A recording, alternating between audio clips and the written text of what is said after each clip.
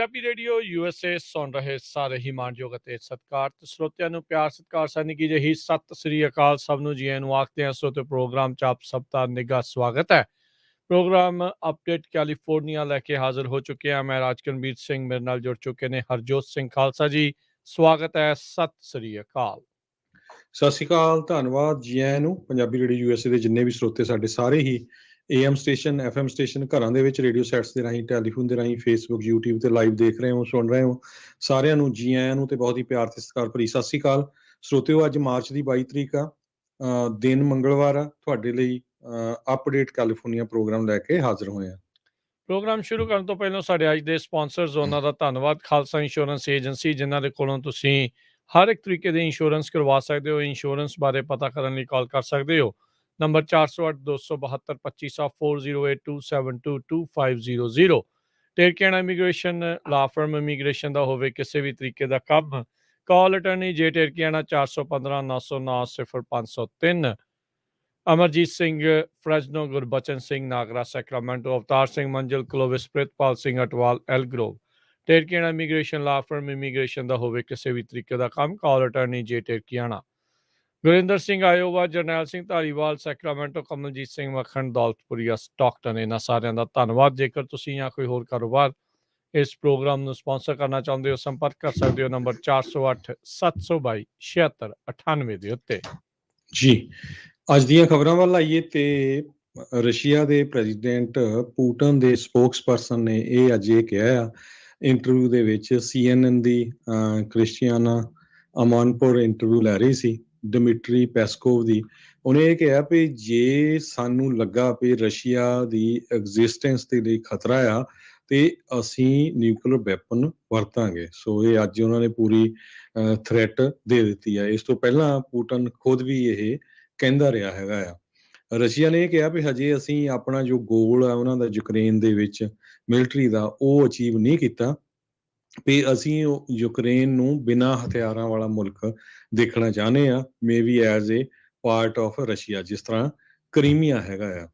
ਤੇ ਪੂਟਨ ਨੇ ਪਹਿਲਾਂ ਮੈਂ ਦੱਸਿਆ ਹੀ ਆ ਵੀ ਉਹਨੇ ਹਿੰਟ ਕੀਤਾ ਸੀ ਵੀ ਅਸੀਂ ਵੈਪਨ ਯੂਜ਼ ਕਰ ਸਕਦੇ ਹਾਂ ਜੇ ਸਾਡੇ ਮੁਲਕ ਨੂੰ ਖਤਰਾ ਹੋਇਆ।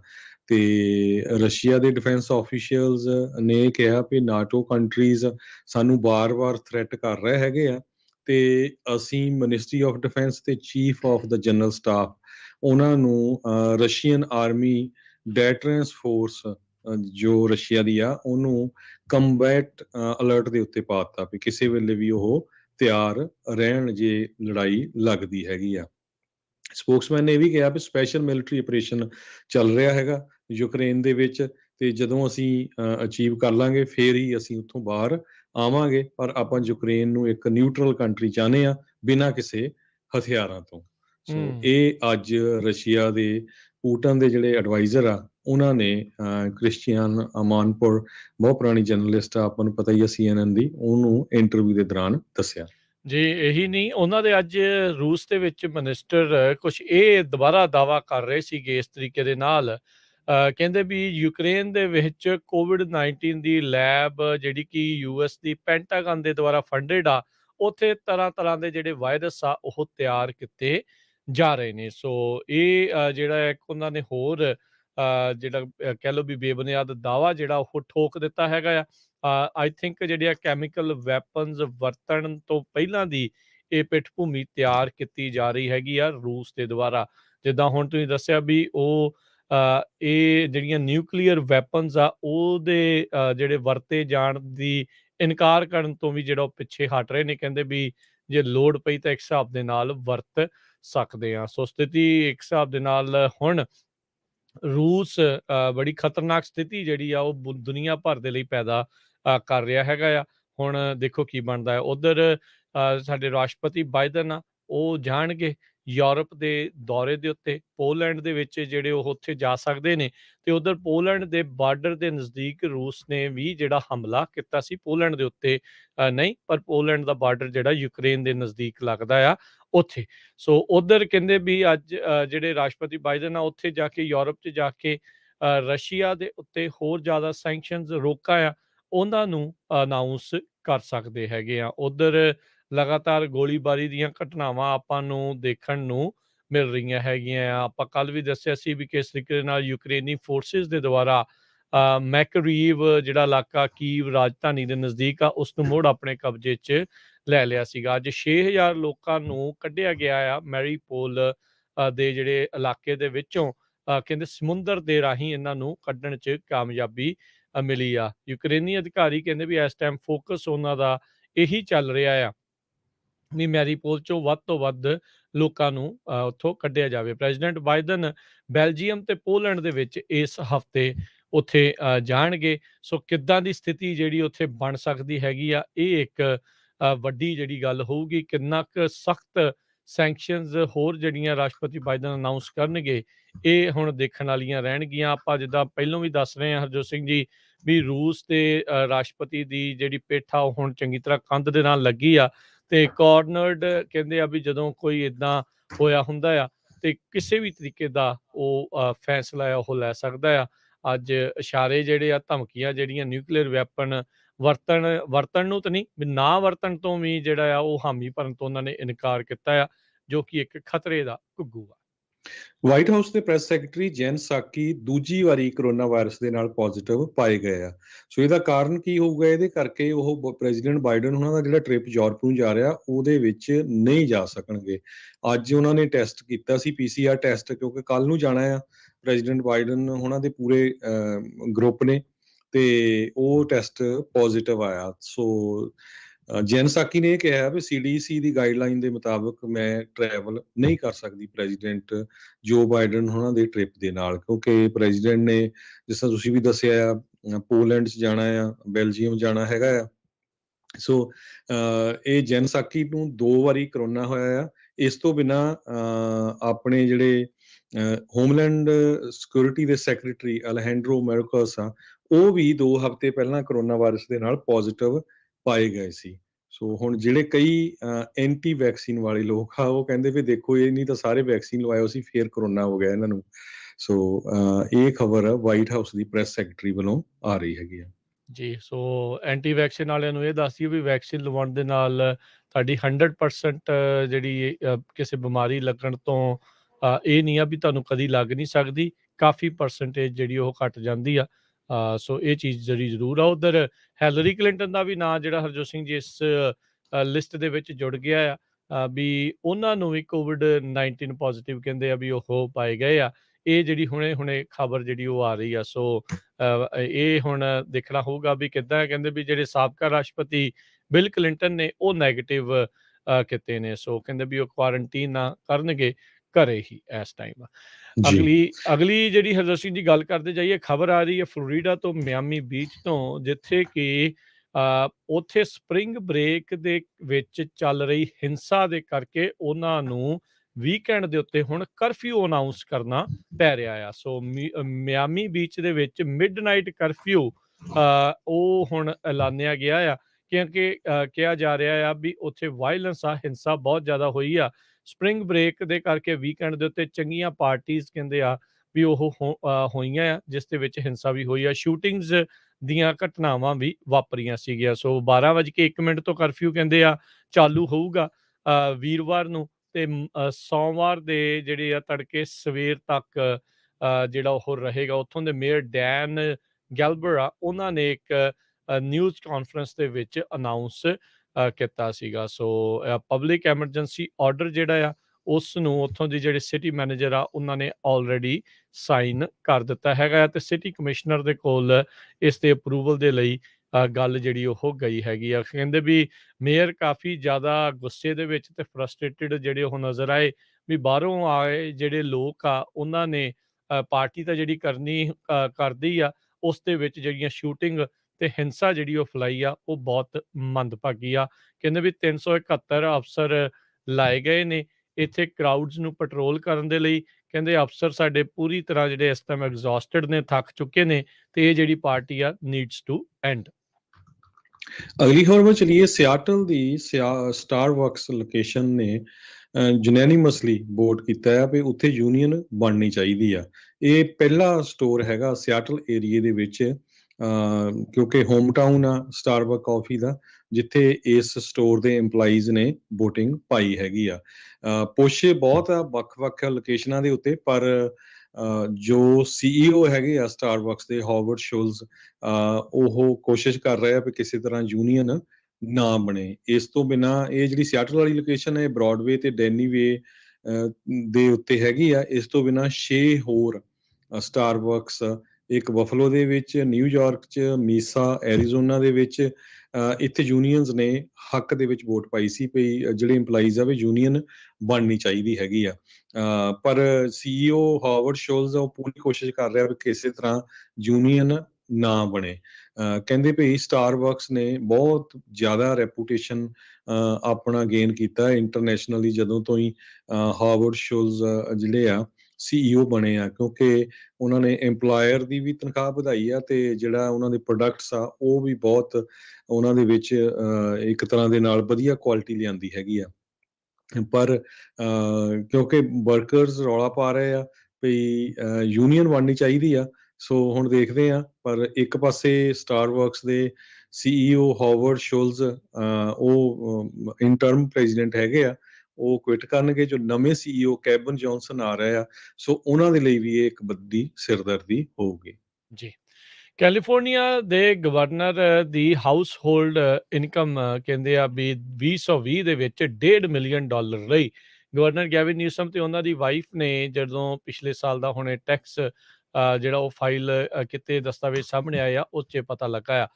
$1.5 ਮਿਲੀਅਨ ਜਿਹੜੀ ਇਹਨਾਂ ਦੀ ਇਨਕਮ ਸੀਗੀ, ਤੇ $4,80,000 ਜਿਹੜਾ ਉਹਨਾਂ ਨੇ ਟੈਕਸ ਦੇ ਵਿੱਚ ਪੇ ਕੀਤਾ ਹੈਗਾ ਆ। ਉਸ ਤੋਂ ਪਿਛਲੇ ਸਾਲ ਇਹਨਾਂ ਦੀ ਇਨਕਮ $1.7 ਮਿਲੀਅਨ ਰਹੀ ਸੀਗੀ, ਜਦੋਂ ਪਹਿਲੇ ਸਾਲ ਇਹਨਾਂ ਦਾ ਗਵਰਨਰ ਸੀਗਾ। ਸੋ ਕਹਿੰਦੇ ਵੀ ਜਿਹੜਾ ਕਪਲ ਨੇ joint federal tax return show ਕੀਤਾ ਆ, ਉਹ 32% ਵਾਲੇ ਦੇ ਵਿੱਚ ਆਇਆ ਆ। ਐਜ਼ ਏ ਗਵਰਨਰ ਜਿਹੜੇ ਨਿਊਸਮ ਆ, ਉਹਨਾਂ ਨੇ $2,01,000 ਆ ਉਹਨਾਂ ਨੂੰ ਇਨਕਮ ਰਹੀ ਆ। ਬਾਕੀ ਇਹਨਾਂ ਦੀ ਜਿਹੜੀ ਇਨਕਮ ਵਾਈਨਰੀ ਤੇ ਰੈਸਟੋਰੈਂਟ ਬਿਜ਼ਨਸਿਸ ਆ, ਉਸ ਤੋਂ ਜਿਹੜੀ ਉਹ ਰਹੀ ਆ। ਤੇ ਕਹਿੰਦੇ ਵੀ ਇਹਨਾਂ ਸਾਰਿਆਂ ਨੇ ਇਹਨਾਂ ਨੇ ਜਿਹੜੇ ਬਿਜ਼ਨਸਿਸ ਆਪਣੇ ਇੱਕ ਬਲਾਈਂਡ ਟਰਸਟ ਦੇ ਵਿੱਚ ਪਾ ਦਿੱਤੇ ਸੀਗੇ ਜਦੋਂ ਤੋਂ ਇਹ ਗਵਰਨਰ ਬਣੇ ਆ।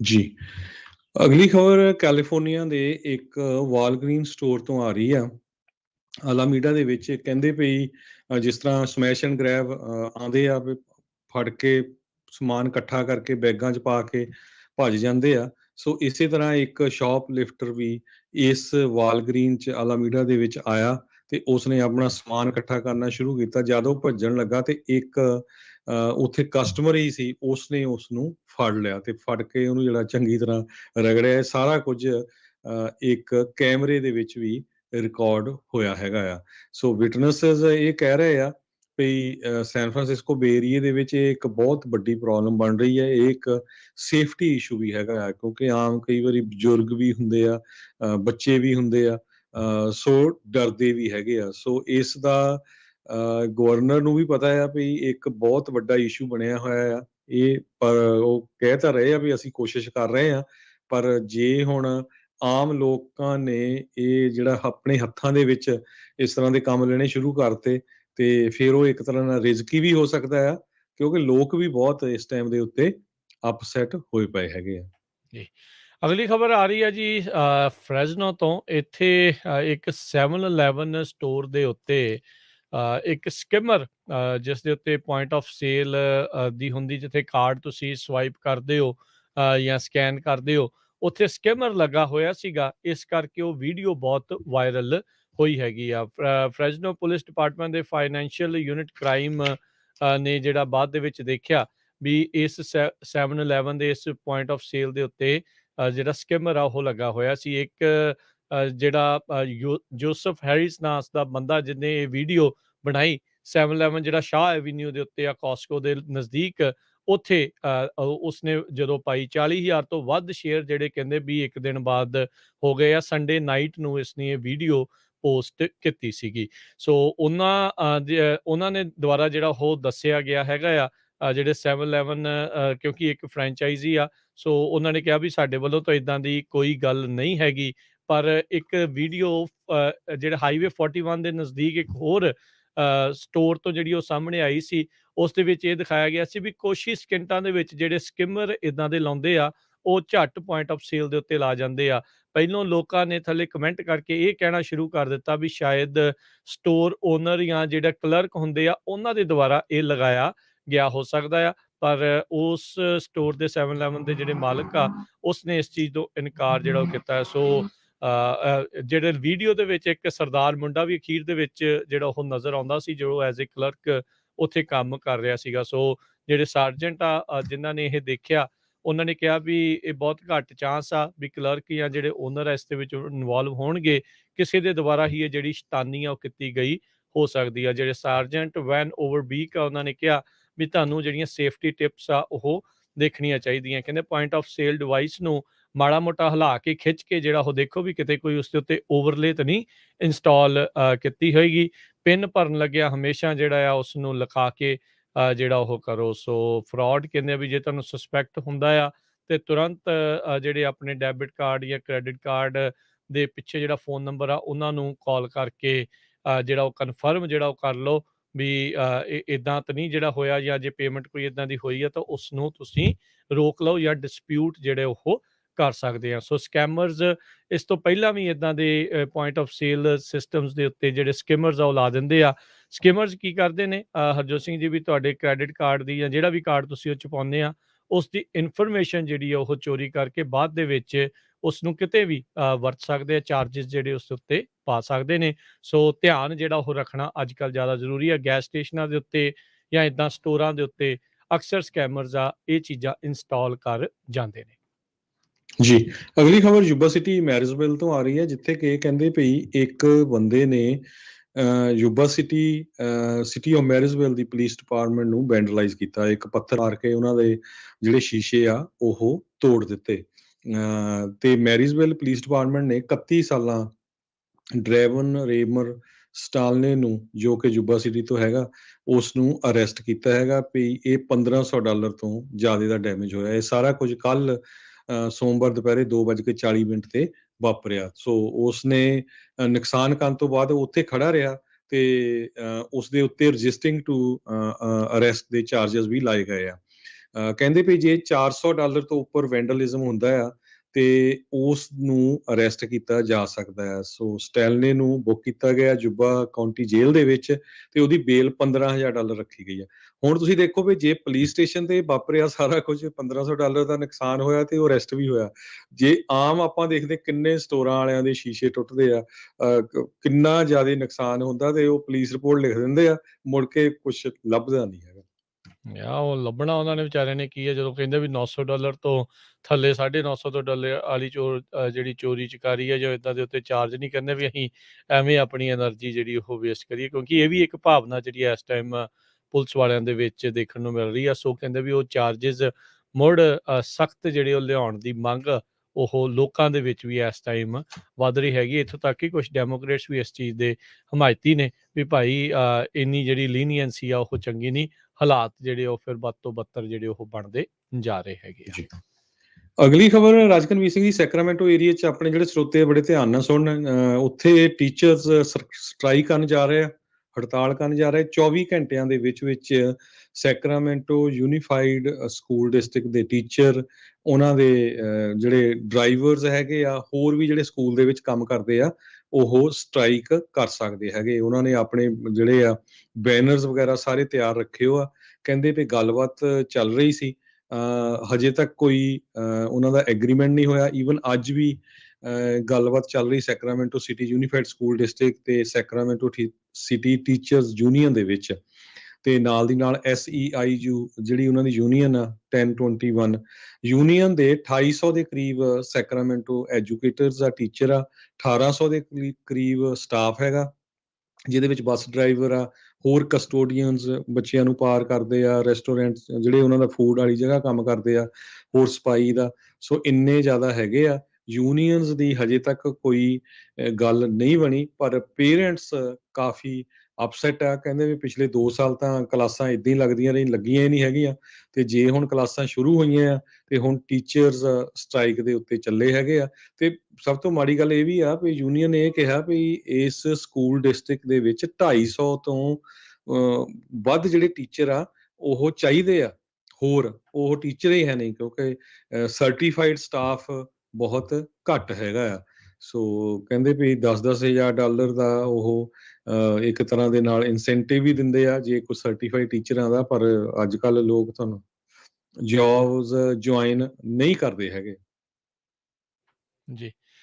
ਪਰ ਉਹਨਾਂ ਨੇ ਨਾਲ ਇਹ ਕਿਹਾ ਵੀ ਜਿਹੜੇ ਵੈਡਨਸਡੇ ਨੂੰ ਜਿਹੜੀ ਇਹ ਸਟ੍ਰਾਈਕ ਟੀਚਰਸ ਦੀ ਜਦੋਂ ਚਾਲੂ ਹੋਣੀ ਆ, ਨਿਆਣਿਆਂ ਨੂੰ ਜਿਹੜਾ ਸਕੂਲ ਲੰਚ ਆ ਕਹਿੰਦੇ ਪ੍ਰੀ ਬੈਗਡ ਮੀਲ ਆ ਉਹ ਦਿੱਤੀ ਜਾਣਗੀ। ਇਹ ਡਿਸਟ੍ਰਿਕਟ ਨੇ ਅਨਾਊਂਸ ਕੀਤਾ ਸੀ। ਹੋਏ ਇੱਕ ਸਰਵੇ ਦੇ ਵਿੱਚ ਉਹਨਾਂ ਨੇ ਇਹ ਦੱਸਿਆ, ਜਿਹੜੀ ਐਡਮਿਨਿਸਟ੍ਰੇਟਰਸ ਦੇ ਦਰਮਿਆਨ ਸਰਵੇ ਹੋਇਆ ਸੀ, 71% ਲੋਕ ਜਿਹੜੇ ਕੰਮ ਕਰਨ ਵਾਲੇ ਆ ਉਹਨਾਂ ਦਾ ਭਰੋਸਾ ਨਹੀਂ ਹੈਗਾ ਜਿਹੜੀ ਬੋਰਡ ਆਫ ਐਜੂਕੇਸ਼ਨ ਜਿਹੜਾ ਇਸ ਡਿਸਟ੍ਰਿਕਟ ਨੂੰ ਦੇਖ ਰੇਖ ਜਿਹੜੀ ਉਹ ਕਰਦੇ ਆ। ਕਹਿੰਦੇ ਵੀ ਐਡਮਿਨਿਸਟ੍ਰੇਸ਼ਨ ਦੇਖ ਰੇਖ ਕਰਨ ਵਾਲੀ ਉਹ ਬਹੁਤੀ ਚੰਗੀ ਨਹੀਂ ਹੈਗੀ, ਇਹਨਾਂ ਦੀਆਂ ਮੰਗਾਂ ਨੂੰ ਲੈ ਕੇ ਠੀਕ ਨਹੀਂ ਆ। ਸਭ ਨੂੰ ਹੀ ਪਤਾ ਹੈ ਵੀ ਟੀਚਰਸ ਦੀ ਪੇ ਕਿੰਨੀ ਕੁ ਜ਼ਿਆਦਾ ਜਿਹੜੀ ਆ ਉਹ ਹੁੰਦੀ ਆ। ਸੋ ਚਾਹੇ $10,000 ਦਾ ਇਨਸੈਂਟਿਵ ਦੇ ਰਹੇ ਆ, ਪਰ ਓਵਰਆਲ ਲਿਵਿੰਗ ਵੇਜ ਦੇ ਹਿਸਾਬ ਦੇ ਨਾਲ ਟੀਚਰਸ ਦੀ ਜੋ ਭੂਮਿਕਾ ਆ ਇੱਕ ਸੁਸਾਇਟੀ ਦੇ ਵਿੱਚ, ਉਹਦੇ ਹਿਸਾਬ ਦੇ ਨਾਲ ਕਹਿੰਦੇ ਆ ਵੀ ਉਹ ਉਹਨਾਂ ਦੀ ਪੇ ਆ ਉਹ ਨਹੀਂ ਵੱਧ ਰਹੀ ਹੈਗੀ। ਜੀ, ਸੋ ਜੇ ਬੁੱਧਵਾਰ ਤੱਕ ਨਹੀਂ ਹੁੰਦੀ ਕੋਈ ਡੀਲ ਬਣਦੀ ਤੇ ਵੀਰਵਾਰ ਨੂੰ ਇਹ ਟੀਚਰਸ ਆ ਸਟ੍ਰਾਈਕ ਦੇ ਉੱਤੇ ਚਲੇ ਜਾਊਗੇ। ਸੋ ਕੁਛ ਟੀਵੀ ਚੈਨਲਸ ਨੇ ਯੂਨੀਫਾਈਡ ਸਕੂਲ ਡਿਸਟ੍ਰਿਕਟ ਦੇ ਬੋਰਡ ਆਫ ਡਾਇਰੈਕਟਰਸ ਨੂੰ ਕੰਟੈਕਟ ਕੀਤਾ ਵੀ ਤੁਸੀਂ ਭਾਈ ਸਿਰਫ 2% ਰੇਜ਼ ਮੰਗ ਰਹੇ ਆ, ਉਹ ਸਾਈਨ ਇਨ ਬੋਨਸ ਤੇ 100% ਹੈਲਥ ਕੇਅਰ। ਸੋ ਇੰਨਾ ਕਾ ਵੀ ਤੁਸੀਂ ਮੰਨਦੇ ਨਹੀਂ ਹੈਗੇ, ਪਰ ਉਹਨਾਂ ਨੇ ਕੋਈ ਕਹਿੰਦੇ ਜਵਾਬ ਨਹੀਂ ਦਿੱਤਾ ਹੈਗਾ। ਜੀ। ਸੋ $10,000 ਦੀ ਤਾਂ ਕਹਿੰਦੇ ਘੱਟ ਉਹਨਾਂ ਨੂੰ ਜਿਹੜੀ ਉਹ ਲੱਗਣੀ ਆ। ਕਹਿੰਦੇ ਵੀ ਅਗਲੇ 5 ਸਾਲ ਤੱਕ ਕੋਈ ਇਨਕਰੀਜ਼ ਨਹੀਂ ਕਰਨਾ ਇਹਨਾਂ ਨੇ ਪੇ ਦੇ ਵਿੱਚ। ਇਹ ਜਿਹੜੇ ਅਧਿਕਾਰੀ ਆ ਉਹ ਕਰ ਰਹੇ ਹੈਗੇ ਆ। ਸੋ ਦੇਖੋ ਅੱਗੇ ਜਿਹੜਾ ਇਸ ਦੇ ਵਿੱਚ ਕੀ ਬਣਦਾ ਆ। ਹਾਲਾਤ ਮਾੜੇ ਆ ਬਹੁਤ ਸਾਰੇ ਥਾਵਾਂ ਦੇ ਉੱਤੇ। ਜਿਹੜੇ ਟੀਚਰਸ ਆ ਉਹਨਾਂ ਨੂੰ ਫਿਰ ਅਖੀਰ ਦੇ ਵਿੱਚ ਕਹਿੰਦੇ ਵੀ ਇਹ ਫੈਸਲਾ ਲੈਣਾ ਪੈ ਰਿਹਾ ਹੈਗਾ ਆ। ਦੇਖੋ ਕੀ ਬਣਦਾ, ਪਰ ਬੱਚਿਆਂ ਦੇ ਲਈ ਇਹ ਨੁਕਸਾਨਦੇਹ ਓਵਰਆਲ ਜਿਹੜਾ ਉਹ ਸਾਬਤ ਹੋਵੇਗਾ। ਜਿੱਦਾਂ ਤੁਸੀਂ ਜ਼ਿਕਰ ਕੀਤਾ ਵੀ 2 ਸਾਲ ਤੱਕ ਕੋਵਿਡ ਕਰਕੇ ਜਿਹੜਾ ਕੰਮ ਆ ਬੱਚਿਆਂ ਦੀ ਪੜ੍ਹਾਈ ਵਾਲਾ ਇਨ ਪਰਸਨ ਵਾਲਾ ਜਿਹੜਾ ਉਹ ਠੱਪ ਹੀ ਰਿਹਾ ਹੈਗਾ ਆ। ਤੇ ਸਮਾਂ ਵੀ ਜਿਹੜਾ ਹੁਣ ਸਮਾਪਤੀ ਵੱਲ ਨੂੰ ਆ ਤੇ ਜੀ, ਇੱਕ ਜਾਂਦੇ ਬੇਕਰਸਫੀਲਡ ਵਾਲੇ ਸਰੋਤਿਆਂ ਲਈ ਜ਼ਰੂਰੀ ਸੂਚਨਾ ਹੈਗੀ ਆ। ਬੇਕਰਸਫੀਲਡ ਦੇ ਵਿੱਚ ਹਾਈਵੇ 99 ਦੇ ਉੱਤੇ ਕੈਲਟ੍ਰਾਂਸ ਨੇ ਇਹ ਅਨਾਉਂਸ ਕੀਤਾ ਆ ਵੀ ਹਾਈਵੇ 178 ਤਾਂ ਹਾਈਵੇ 199 ਹਾਈਵੇ 99 ਉੱਥੇ ਜਿਹੜਾ ਰੈਂਪ ਹੈਗਾ ਆ ਉੱਥੇ ਵਰਕਆਊਟ ਸਟਾਰਟ ਹੋਣਾ ਅੱਜ ਰਾਤ ਤੋਂ।